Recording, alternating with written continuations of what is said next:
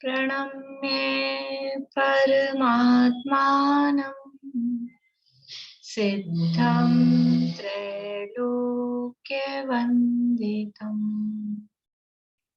स्वाभाविक चिदानन्द स्वरूपं निर्मलाव्ययम्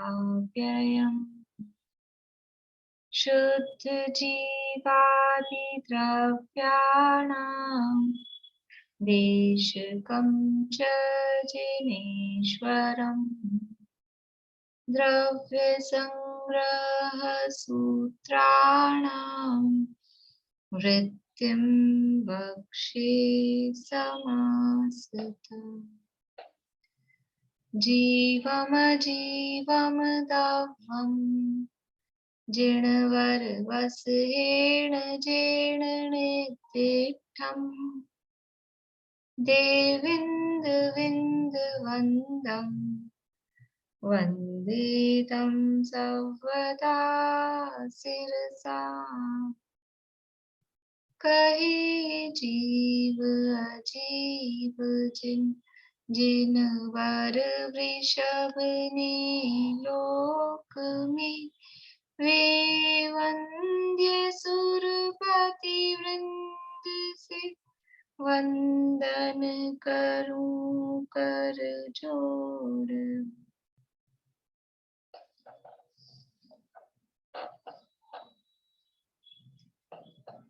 गाथा पाठ करना है। वंदना अभी आप करेंगे गाथा पाठ? क्योंकि आज मैंने मतलब कई दिन से बोली नहीं है, याद तो है, फिर बोल दूँ या फिर देख के थोड़ा सा बोलूं, जैसे आपकी इच्छा हो। बाद में बोलेंगे? हाँ बाद में बोल। ठीक है। हाँ जी मैं बोलूं? कहाँ तक हो गई थी आपकी?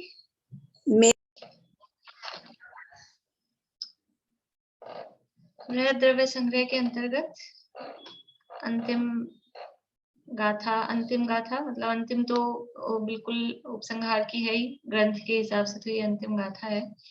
और इसके अंतर्गत फिर से ध्यान की प्रेरणा, यानी कितनी सारी गाथाएं ध्यान के लिए चल रही हैं और ध्यान कितना आवश्यक है, यानी ध्यान की क्या इम्पोर्टेंस है वो उससे पता लग रही है। यानी वेटेज से पता लगता है ना, किसी चीज को कितना वेटेज दिया जा रहा है तो उससे उसके महत्व पता लगता है। तो यह ध्यान की कब से बात, कितनी सारी गाथाओं में ध्यान का प्रकरण चल रहा है, इसका मतलब है कि ध्यान कितना अनिवार्य है। इसी तरह से ध्यान की बात के साथ साथ में ही फिर वो श्रुत की बात, श्रुताभ्यास की बात, जैसे कल मोक्षण प्रकाशक में भी जो 8वां अधिकार है, 8वें अधिकार के अंतिम पैराग्राफ में यही कहा कि प्रथम कर्तव्य क्या है? प्रथम कर्तव्य है आगम ज्ञान, आगम का अभ्यास, वो प्रथम कर्तव्य है जीव का। तो यहाँ ध्यान के लिए कह रहे हैं, फिर ध्यान भी कैसे होगा, ध्यान में धुरंधर भी कैसे होगा कि वो श्रुतवान होगा। तो यानी ये ध्यान और स्वाध्याय ये कितने इम्पोर्टेंट है, कितने महत्वपूर्ण है। मुनिराजों के क्या काम होते हैं? मुनिराजों के यही 2 काम होते हैं, ध्यान और अध्ययन, यही 2 काम होते हैं और दूसरे काम नहीं है। गृहस्थों को भी जो मुनि बनने की भावना रखते हैं तो उनकी भी दिशा किस तरफ होनी चाहिए, यही मतलब इसी, भले ही मुख्य रूप से नहीं कर पाते हैं लेकिन दिशा उस तरफ होनी चाहिए, ध्यान और अध्ययन। अध्ययन स्वाध्याय वो बहुत जरूरी है और फिर उसके साथ में ये ध्यान। वो यहाँ पर कह रहे हैं कि ध्यान करना चाहिए, तो ध्यान के लिए ध्यान में धुरंधर कैसे हों, निष्णात कैसे हों, ध्यान के फल को कैसे प्राप्त करें, इसके लिए 57वीं गाथा यहाँ कही है, पढ़ते हैं अपन। तब सुदवद्वं चेताच्छाणरः धुरन्धरो हवे जम्हा तम्हा तत्तियनिर्दा तल्लद्धीये सदा होह व्रती तपसी श्रुताभ्यासी ध्यान में हो धुरंधर निज ध्यान कर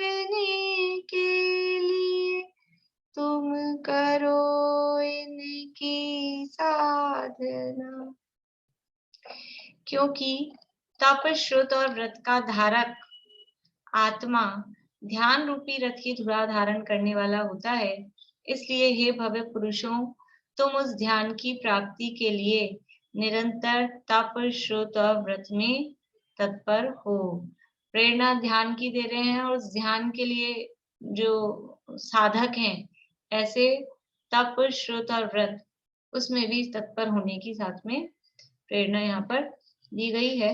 और इसमें काफी प्रकरण, मतलब पूरी ऊहापोह, जैसे टीका जिसे कहते हैं ना, व्याख्या, तो एक एक पद की, एक एक शब्द की व्याख्या टीका में हुई है।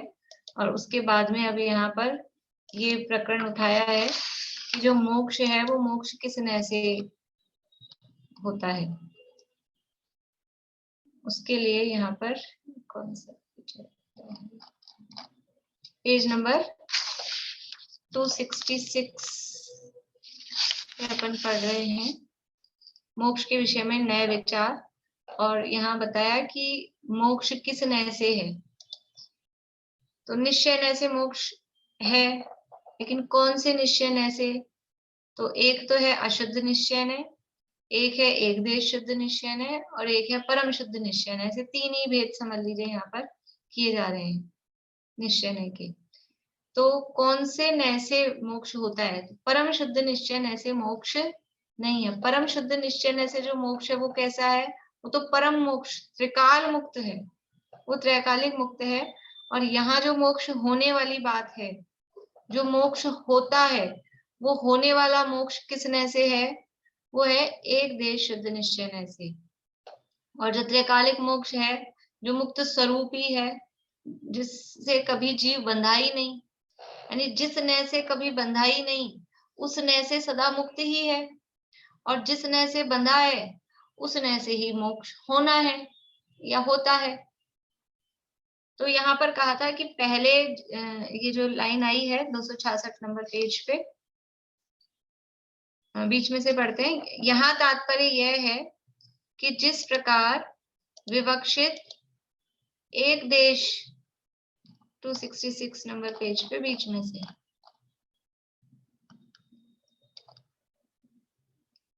यहाँ तात्पर्य यह है कि जिस प्रकार विवक्षित एक देश शुद्ध निश्चय नय से पहले मोक्ष मार्ग का व्याख्यान है, उसी प्रकार पर्याय मोक्ष रूप जो मोक्ष है वह भी एक देश शुद्ध निश्चय नय से है। यानी जो मोक्ष मार्ग का व्याख्यान किया गया है, पहले किया, मोक्ष मार्ग का व्याख्यान एक देश शुद्ध निश्चय नय से है, इसमें किसी को कोई दिक्कत है? मोक्ष मार्ग, मोक्ष मार्ग मतलब तत्वों के रूप में बोलेंगे तो मोक्ष मार्ग मतलब, रजनी जी?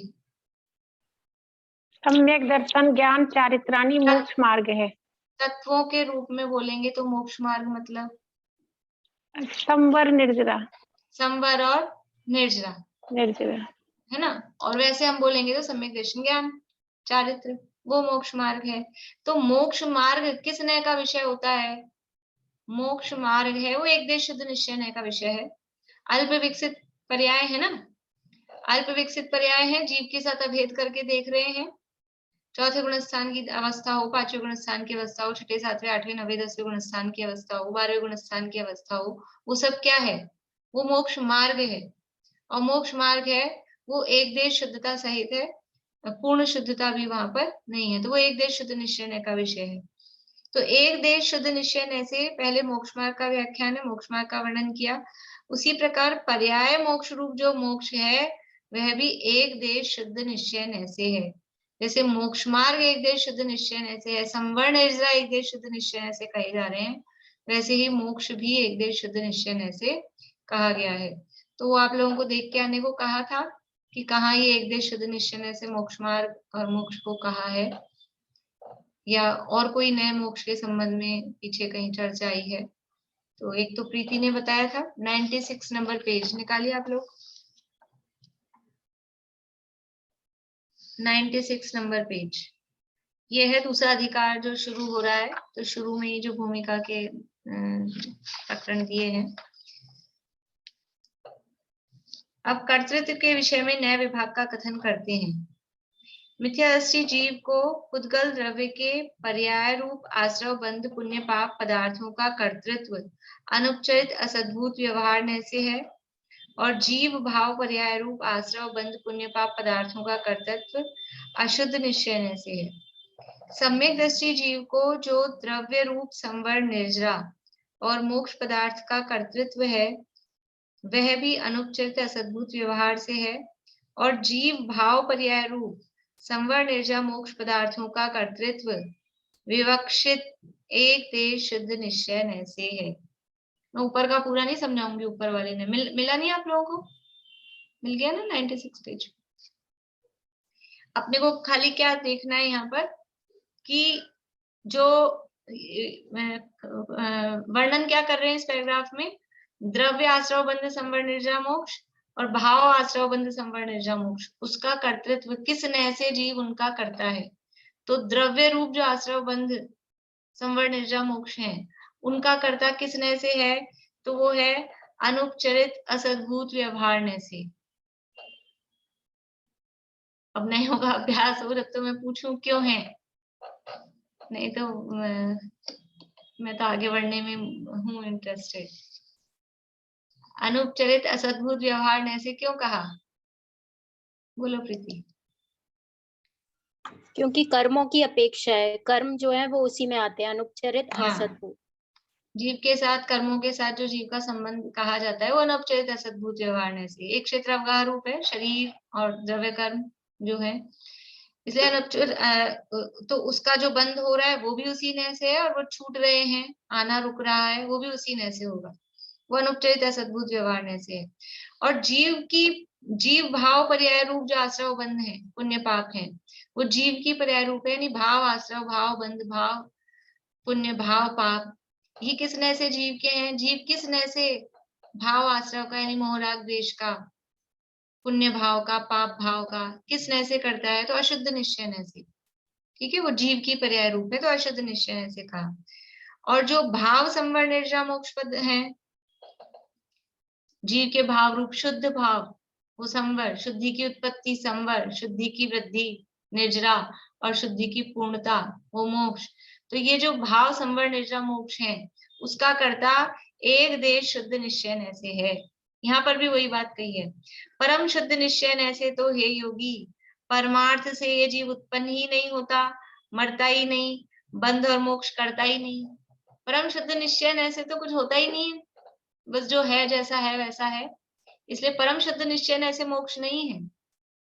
तो यहाँ समझ लो आप, ये जो ब्रह्मदेव सूरी हैं, इनकी डिक्शनरी में साक्षात शुद्ध निश्चय नय नहीं है, ये परम शुद्ध निश्चय नय में ही तीनों को, परम नहीं सॉरी, एक देश शुद्ध निश्चय नय में इन्होंने संवर निर्जरा मोक्ष तीनों को गर्भित किया है। ऐसे ही पीछे भी एक जगह छठी गाथा में भी थोड़ा वो नयों में डिफरेंस आया था, जो अपन ने पढ़ रखे हैं और इन्होंने जो अर्थ किया है, थोड़ा सा डिफरेंस उसमें आता है। ठीक है, एक ये यहाँ पर हुई बात। और आप कहाँ बता रहे थे प्रमिला जी? बोलिए रेणु जी, आप क्या पूछ रहे हैं? मैं बोली जो सम्यक दर्शन ज्ञान चारित्र की एकता है, जो तीनों रत्न त्रय में जो एक रूप है, वो भी एक देश शुद्ध निश्चय नहीं होगा? एक देश शुद्ध निश्चय है मिली। तो परम शुद्ध निश्चय ने तो खाली सिद्ध अवस्था हो गई, जो सिद्ध अवस्था नहीं, आत्मा, खुद की आत्मा, जो स्वभाव है, पारिणामिक भाव रूप जो स्वभाव है, वो परम शुद्ध निश्चय का विषय। मतलब केवली भगवान सब एक शुद्ध निश्चय के हिसाब से हो गए। वो एक देश शुद्ध निश्चय, जो पर पदार्थ है वो सब एक शुद्ध निश्चय हो गए, पर ही हो गए ना।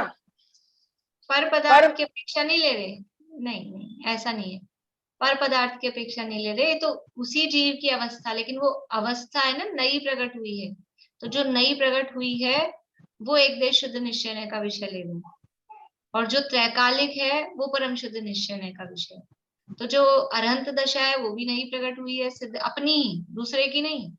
अच्छा। अपनी ही अनंत दशा प्रकट हुई कि मुनि दशा प्रकट हुई कि सम्यक दर्शन प्रकट हुआ कि सिद्ध दशा प्रकट हुई, लेकिन वो नई प्रकट हुई है, इसलिए वो एक देश शुद्ध निश्चय का विषय है। और दूसरी तरफ से देखें तो वो पर्याय रूप है, पर्याय रूप है, एक समय की पर्याय है, इसलिए वो एक देश शुद्ध निश्चय का विषय है।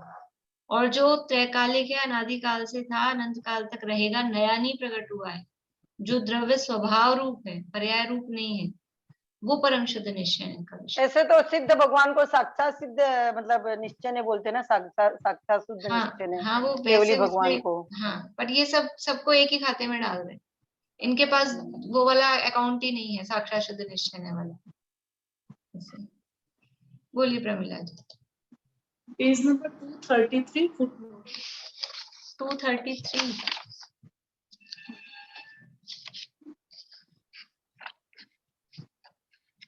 जीव के क्षणिक अशुद्ध उपादान में परनिमित्त से ऐसे कर्म का आश्रय लिया, अतः वह पराश्रित भाव है, इसलिए पराश्रित भाव की अपेक्षा द्रव्य मोक्ष और भाव मोक्ष कह सकते हैं।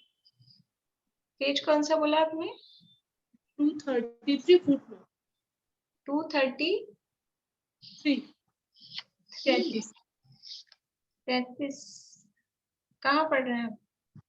एकदम नीचे फुटनोट। अच्छा फुटनोट पढ़ रहे हैं, ठीक है। दो द्रव्य मिलके कोई कार्य नहीं कर सकते, फुटनोट में कहाँ है? फिर से पढ़िए, क्या पढ़ा आपने?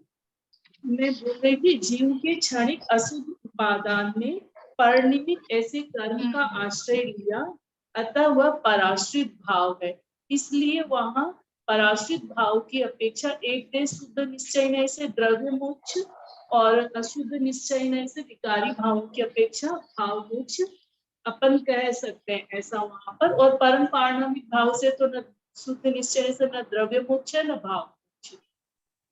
जैसे यहाँ रागद्वेष का घट आया है। हाँ, जीव के क्षणिक अशुद्ध उपादान ने परनिमित्त ऐसे कर्म का आश्रय लिया, तो वो पराश्रित भाव है। तो यहाँ एक देश शुद्ध निश्चय में कैसे लगेगा? मतलब द्रव्य मोक्ष जो अपन कह रहे हैं ना, एक देश शुद्ध निश्चय से पराश्रित भाव की अपेक्षा से, शुद्ध पारणामिक भाव के अंदर तो द्रव्य मोक्ष भाव मोक्ष है ही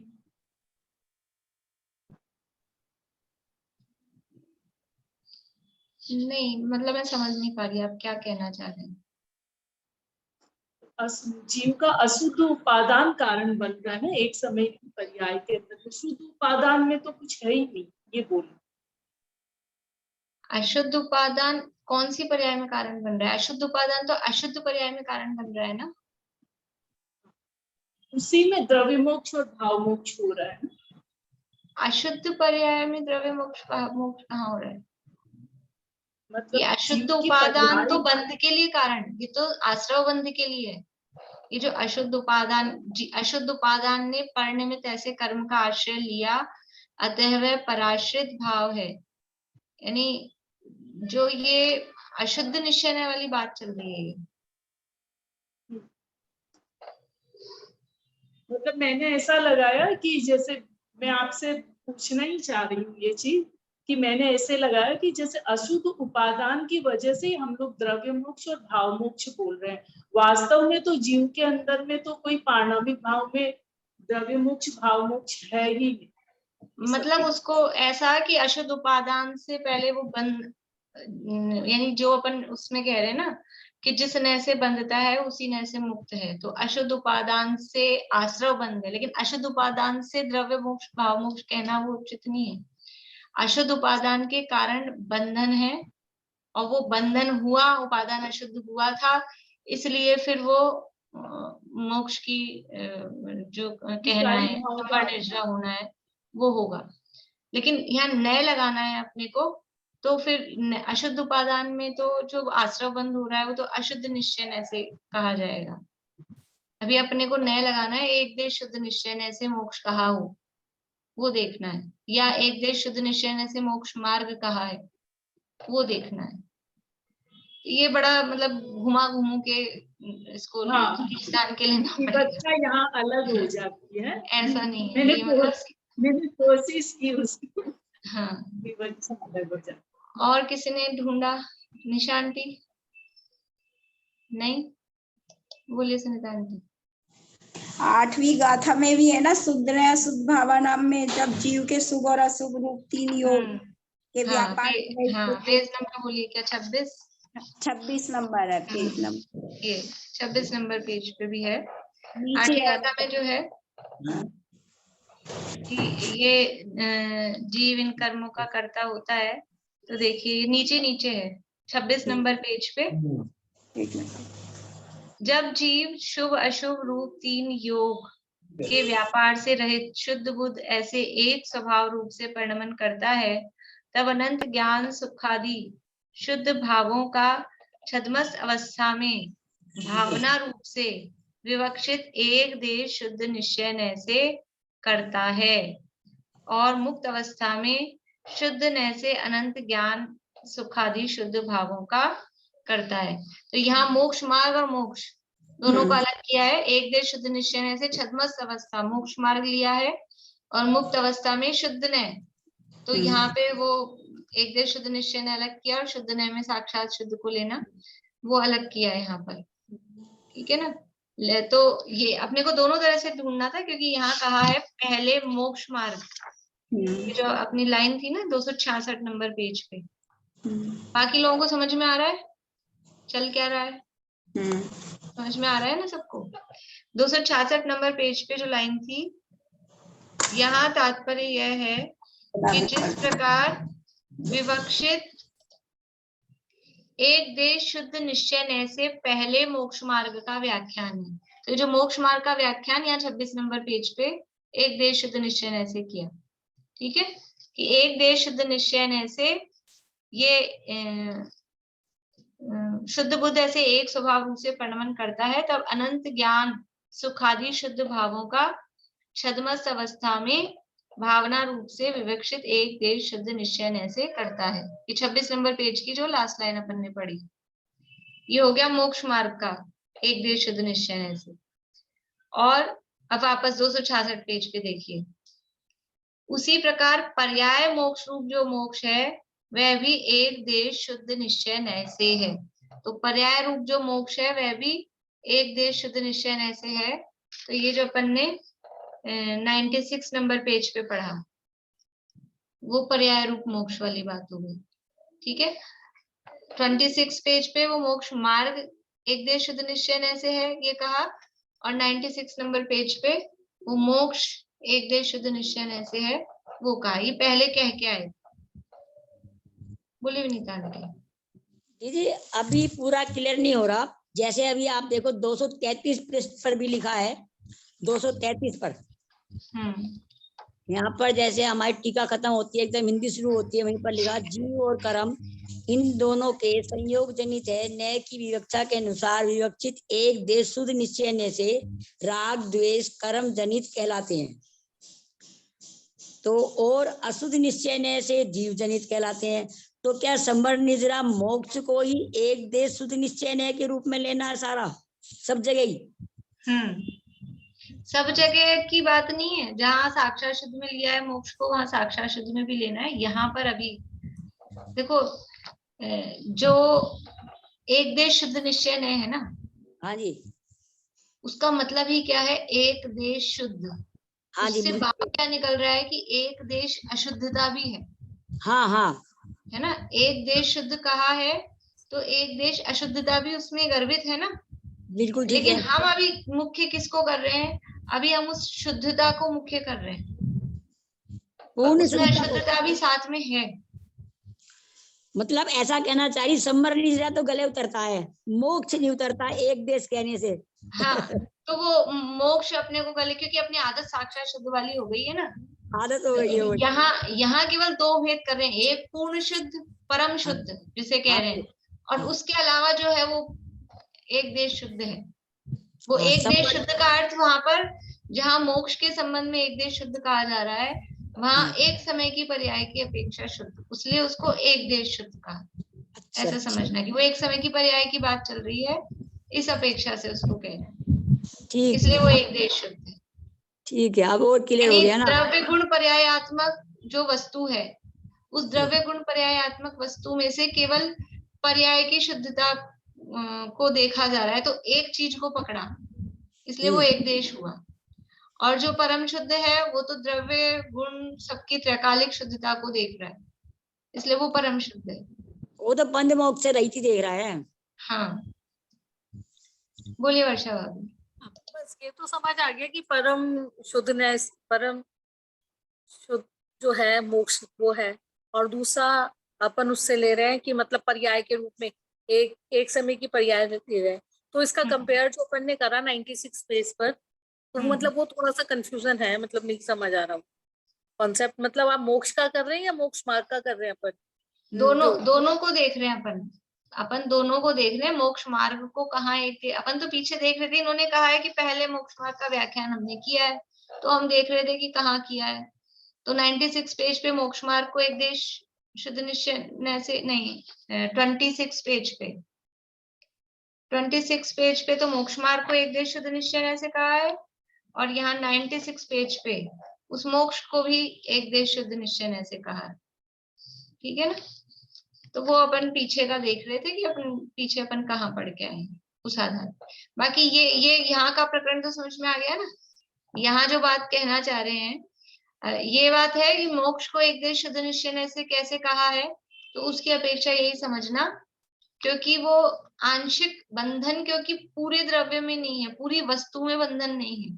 बंधन है केवल एक समय की पर्याय में।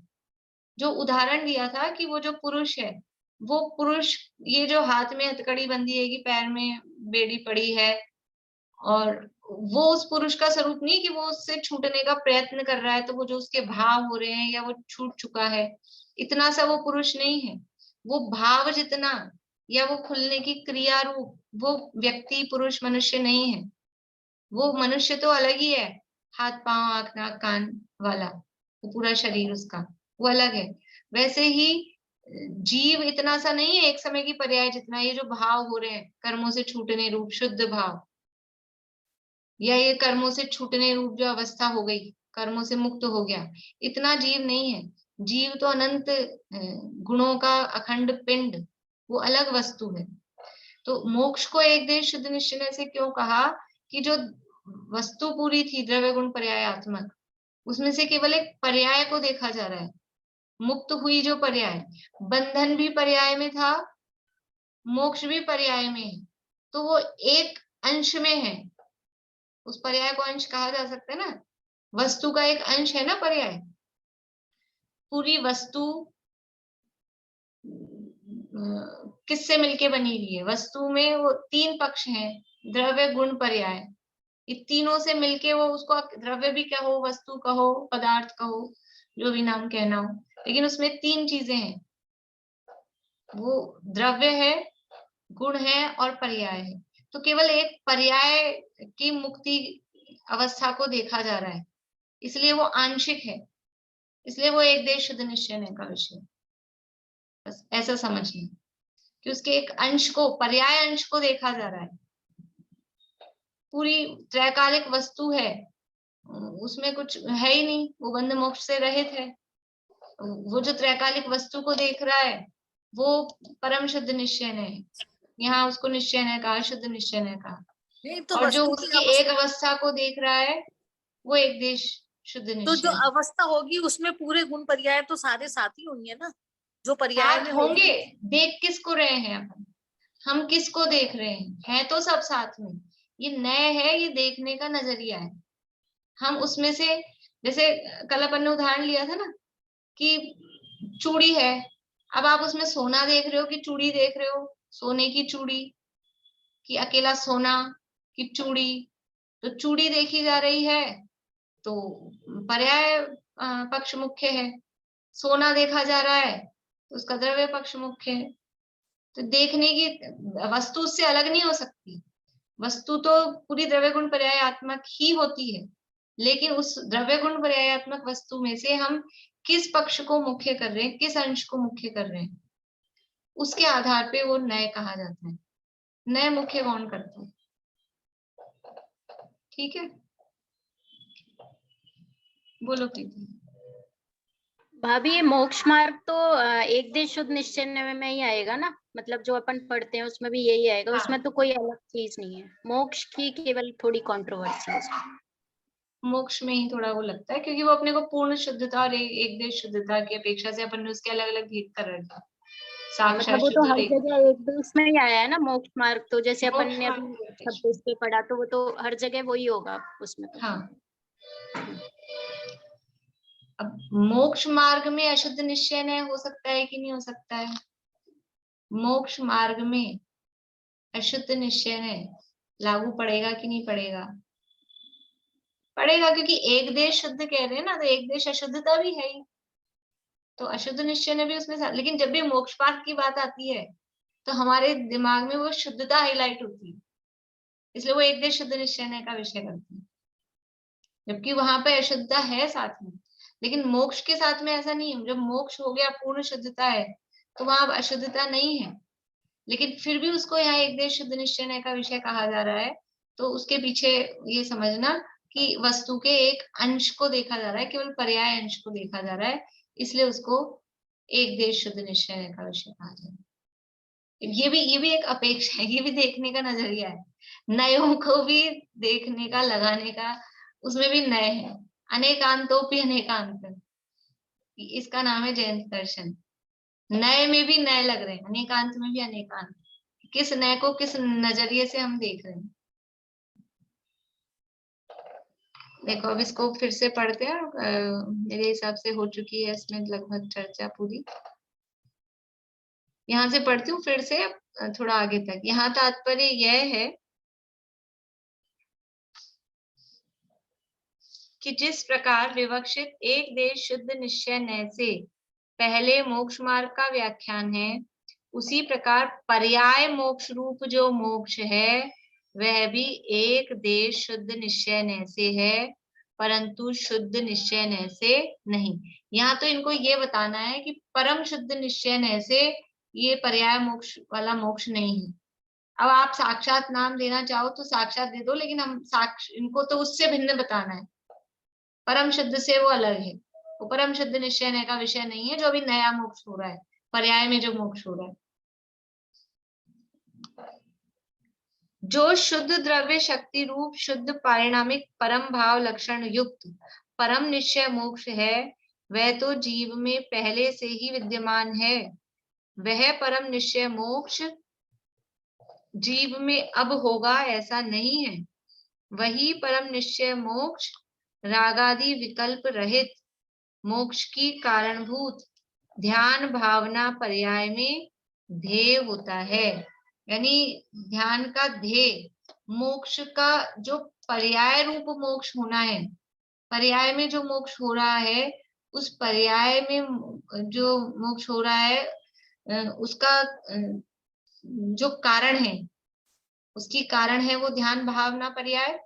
वो किसको विषय बना रही है, उसका विषय क्या है, उसका लक्ष्य क्या है? उसका लक्ष्य ये परम शुद्ध मोक्ष, परम शुद्ध निश्चय मोक्ष जो है, त्रैकालिक मोक्ष है। यानी वो मोक्ष शब्द दे रहे हैं क्योंकि मोक्ष की बात कर रहे हैं, मतलब परम पारिणामिक भाव रूप त्रैकालिक द्रव्य स्वभाव वो ध्येय है, और ये ध्यान की पर्याय, वो पर्याय ध्यान कर रही है और वो ध्येय है। ये जो ध्येय है ये ध्यान रूप नहीं है। ये समय सार की 7वीं गाथा में इस तरह की बात, दृष्टि के विषय की बात आती है ना, तो शांति जी भाई साहब एक उदाहरण देते हैं इसके लिए। देखो जो पर्याय त्रिकालिक द्रव्य आत्मा को विषय बना रही है ना, वर्तमान ज्ञान की पर्याय अपना उपयोग और अपना आत्मा द्रव्य त्रैकालिक परम पारिणामिक भाव, ये जो परम निश्चय मोक्ष जिसको कहा, ये लक्ष्य है और ये पर्याय इसको विषय बना रही है। तो इस दृष्टि के विषय में ये पर्याय शामिल है कि नहीं है, ये प्रश्न समझ लो गुरुदेव के समय में और गुरुदेव के सामने बहुत इस तरह के उठता था कि दृष्टि के विषय में पर्याय शामिल है कि नहीं है। दृष्टि का विषय मतलब जिसको हम अपने ध्यान का ध्येय बनाएंगे, जिसको हम लक्ष्य बनाएंगे, जिसका ध्यान करेंगे, उसमें पर्याय शामिल है कि नहीं है। पर्याय से रहित द्रव्य का ध्यान करेंगे तो द्रव्य तो अधूरा हो जाएगा, फिर अखंड कहाँ रहेगा। वस्तु तो पूरी द्रव्य गुण पर्याय आत्मक अखंड होती है ना, तो पर्याय से रहित यदि द्रव्य को कहेंगे दृष्टि का विषय है तो द्रव्य अखंड नहीं रहेगा। तो फिर पर्याय को बाहर कर दिया, द्रव्य टूट गया। और ऐसे आप मिथ्या दृष्टि हो जाओगे कि पर्याय को शामिल कर लिया, पर्याय दृष्टि का विषय हो गई। ऐसा प्रश्न वहां बहुत उठता था गुरुदेव के समय में। तो शांति जी भाई साहब एक उदाहरण देते हैं, कल ही वो क्लास चल रही थी इसलिए मुझे ध्यान आया अभी। समझ लीजिए कि बस में जा रहे हैं, है ना, और 50 सीटर बस है, 50 लोग उसमें बैठे हैं। तो सवारियां कितनी हैं उसमें? सवारियां कितनी है? 50। कितने टिकट लगेंगे? कितने टिकट कटाएंगे? 50। अब वो जो ड्राइवर है, वो जो गाड़ी चला रहा है, वो बस में बैठा है कि नहीं बैठा है? जो गाड़ी चला रहा है ड्राइवर, वो बस में सवार है कि नहीं? बस में बैठा है कि नहीं बैठा है? वो बैठा तो है, फिर उसको सवारी कहेंगे कि नहीं कहेंगे? ड्राइवर सवारी है कि नहीं है? जो बस का ड्राइवर है वो सवारी है कि नहीं है? सबको जवाब देना है, वो सवारी है कि नहीं है?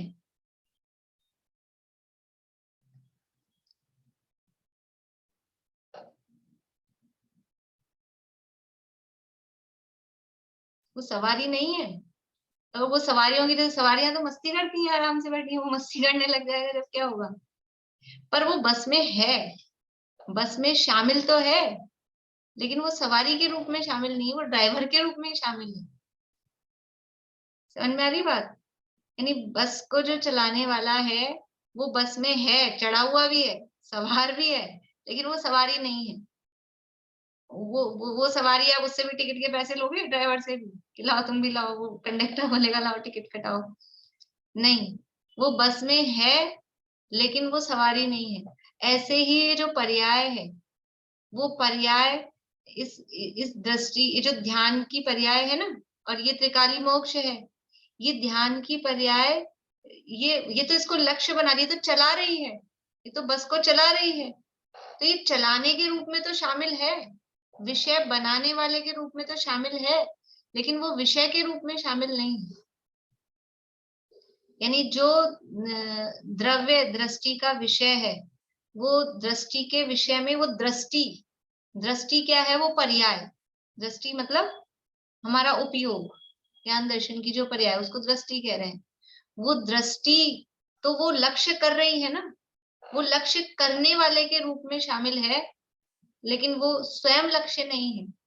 ऐसे यही बात यहाँ कह रहे हैं कि वह परम निश्चय मोक्ष रागादि विकल्प रहित मोक्ष की कारणभूत ध्यान भावना पर्याय में ध्येय होता है, परंतु वह निश्चय मोक्ष ध्यान भावना पर्याय रूप नहीं है। यानी वो पर्याय लक्ष्य बना रही है, लेकिन पर्याय का लक्ष्य नहीं है। वो पर्याय लक्ष्य बनाने वाले के रूप में तो शामिल है, तो इसलिए द्रव्य अखंड भी है, लेकिन पर्याय का लक्ष्य नहीं है। इस अपेक्षा से वो उसमें शामिल नहीं भी है।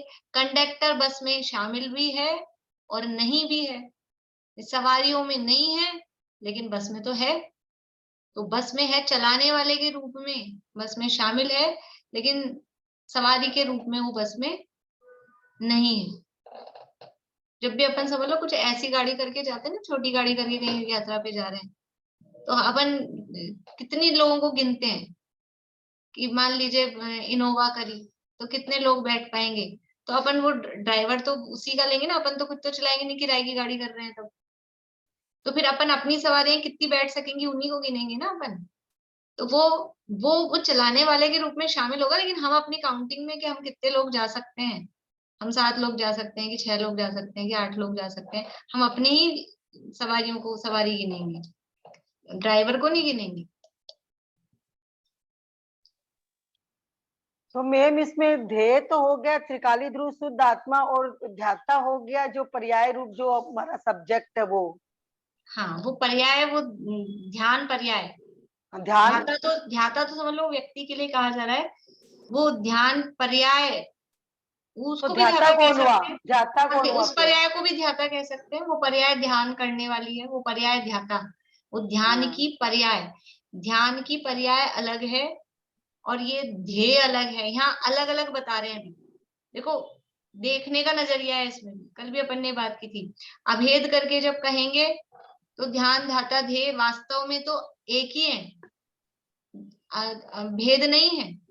जह ध्यान ध्याता ध्येय को न विकल्प वच भेद न जहाँ, चिद भाव कर्म चिदेश करता चेतना क्रिया तहाँ, तीनों अभिन्न अखिन्न शुद्ध उपयोग की निश्चल दशा, प्रगति जहाँ दृढ़ ज्ञान व्रत ये तीन धा एके लसा। तो जब वास्तव में तो अभेद है, लेकिन जब हमको लक्ष्य बनाना है तो उसके लिए वो भेद किया जा रहा है, समझने समझाने के लिए भेद किया जाता है। तो अभी यहाँ कह रहे हैं जैसे 20 पहले आप बोले कि जो ध्रुव जो अपनी आत्मा है वो भी ध्येय के लिए नहीं है, इस तरह कुछ बोला था ना आपने पहले बोले थे, अभी आत्मा नहीं। ध्येय नहीं है ऐसा नहीं बोला, आत्मा ध्येय है, त्रिकालिक आत्मा है वो ध्येय है, और ये ध्यान ये पर्याय है। तो ये जो परम निश्चय मोक्ष है वो तो ध्येय है, और जो ध्यान की पर्याय है ये ध्यान भावना पर्याय जो मोक्ष की कारणभूत है।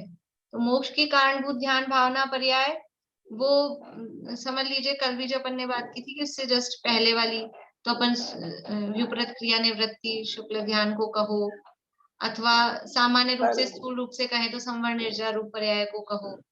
कल आई नहीं थी मैं इसलिए वो कारण हो सकता है, ठीक है ना।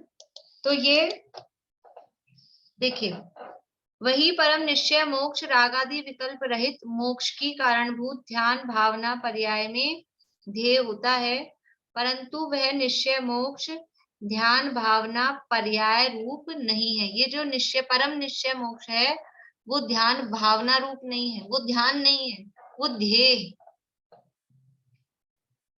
यदि एकांत से द्रव्यार्थिक न्याय से भी उसे ही यानी परम निश्चय मोक्ष को ही मोक्ष की कारणभूत ध्यान भावना पर्याय कहा जाए तो द्रव्य और पर्याय रूप दो धर्मों के आधारभूत जीव धर्मी को मोक्ष की पर्याय प्रकट होने पर जिस प्रकार ध्यान भावना पर्याय रूप से विनाश होता है, उसी प्रकार ध्येय भूत जीव का शुद्ध पारिणामिक भाव लक्षण युक्त द्रव्य रूप से भी विनाश होगा, परंतु द्रव्य रूप से तो जीव का विनाश नहीं है। अतः सिद्ध हुआ कि शुद्ध पारिणामिक भाव से जीव को बंध और मोक्ष नहीं है। यानी यहाँ क्या कहना चाह रहे हैं कि ये जो परम निश्चय मोक्ष है ये ध्यान रूप है, और उसको ये परम शुद्ध निश्चय मोक्ष और ये ध्यान की पर्याय, ये ध्यान की पर्याय इसको विषय बना रही है, ध्येय बना रही है।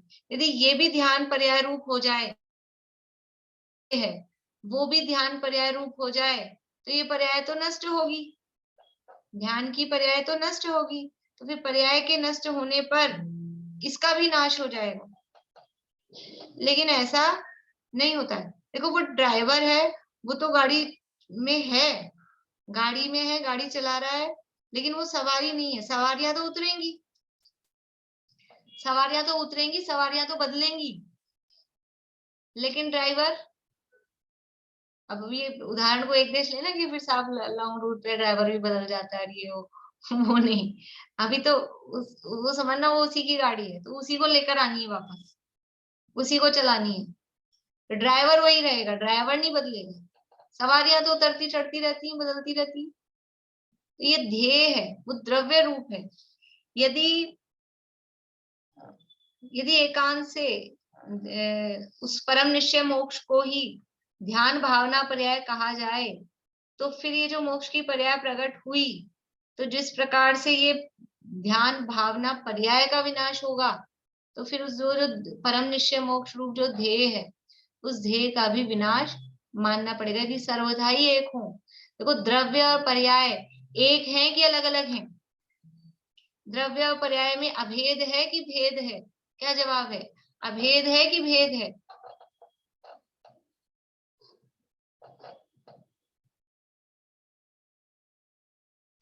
आपको ये ऑप्शन बोलिए, ऑप्शन तीसरा आएगा। ना सर्वथा भेद है ना सर्वथा अभेद है, कथनचित भेद है कथनचित अभेद है। द्रव्य और पर्याय, देखो भेद दिख रहा है ना, दो नाम, एक का नाम द्रव्य एक का नाम पर्याय है, यही भेद है। संज्ञा संख्या लक्षण प्रयोजन, तो संज्ञा दोनों की अलग है, नाम ही दोनों के अलग है। इसलिए ये कथनचित इनमें भेदा भेद है। अभी नहीं हुआ पूरा, कल अपन इसकी चर्चा और आगे करके फिर इसकी पूरी करने की कोशिश करेंगे कल। फिर आगे तो सरल विषय है, हो जाएगा फिर। बोलिए रेणु जी, कल की क्लास सुन लीजिएगा, अब डल गई है यूट्यूब पे। पूरा समझ में आ नहीं रहा अभी तक। आप सुनना कल की और परसों की 2-3 बार सुनना, वो भी एक बार में भी नहीं होगा, वो भी 2-3 बार सुननी पड़ेगी, तब थोड़ा सा आएगा, ठीक है ना। अब विषय ऐसा ही है तो क्या करें,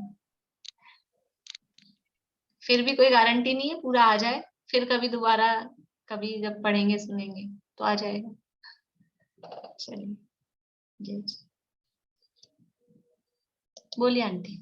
दीदी ऐसा लगता है इस बात से सारा समझ के कि जिस समय हमें त्रिकाली ध्रुव आत्मा को ध्येय बनाया और वो ध्यान रूप अवस्था हुई, उसको यदि हम कारण बना लेंगे तो फिर वो नष्ट होगी पर्याय। ये कहना चाहे जिसका हम ध्यान कर रहे हैं, यदि उसको उसमें तन्मय करके मानेंगे, फिर तो जब द्रव्य का भी नाश हो जाएगा, पर्याय का नाश होगा तो द्रव्य का भी नाश हो जाएगा। तो वो ये हमें समझाना चाह रहे हैं, जो त्रिकाली आत्मा है उसमें कोई बंध नहीं है, मोक्ष नहीं है, उसका कोई कुछ नहीं, वो बिल्कुल निर्विकार निर्विकल्प ऐसी है। इसलिए जो इस समय अवस्था है वो बंध रूप है और वो ही मोक्ष रूप होगी। तो अस्त में अशुद्ध अवस्था वही मोक्ष होनी है, और उसका नाश होने पर त्रिकाली ध्रुव आत्मा जो रह जाएगी, उसमें कोई बंध मोक्ष नहीं है। हाँ। यही है ना कि एक देश शुद्ध निश्चय का मतलब वो अशुद्ध थी, वो शुद्ध हुई, तो वो हाँ। एक निश्चय कह दो या साक्षात शुद्ध से कहो। हाँ।